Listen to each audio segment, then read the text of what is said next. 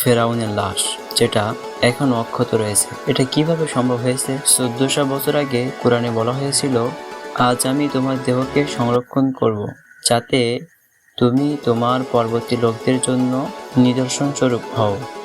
এই আয়াতের সত্যতা বিজ্ঞানীরা প্রমাণ করেছে। মিশরের প্রত্নতাত্ত্বিক খননের কাজ করার সময় ফেরাউনের লাশ পাওয়া গিয়েছিল। কিন্তু কিভাবে? বিজ্ঞান কি বলে এটা সম্পর্কে?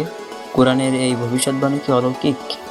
এই ভিডিওতে আমরা 3টা পার্ট জানবো ইনশাল্লাহ। তার মধ্যে প্রথম নাম্বার যে পার্টটা জানবো সেটা হলো ফেরাউনের মৃত্যু ও লাশ সংরক্ষণের রহস্য।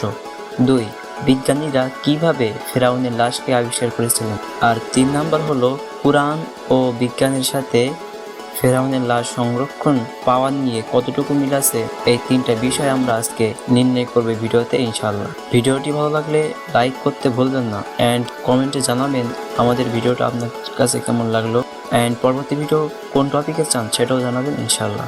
ফেরাউনের লাশ আজও অক্ষত রয়েছে। কোরআন বনাম বিজ্ঞানের অবিশ্বাস্য সত্য দেখলে আপনি অবাক হয়ে যাবেন। আপনি কি জানেন, হাজার হাজার বছর আগে মরে যাওয়া ফেরাউনের লাশ এখনো অক্ষত অবস্থায় রয়েছে, অথচ সাধারণভাবে কোনো মৃতদেহ সুরক্ষিত থাকে না। কিন্তু কিভাবে এটা সম্ভব হলো? কোরআনে কি আগে থেকেই এই বিস্ময়কর ঘটনা সম্পর্কে বর্ণনা করা হয়েছিল? আর আধুনিক বিজ্ঞানও কি বলে? আজ আমরা জানবো ফেরাউনের লাশের মূল রহস্যটা আসলে কি। সেটা জানলে আপনি বিস্মিত হয়ে যাবেন।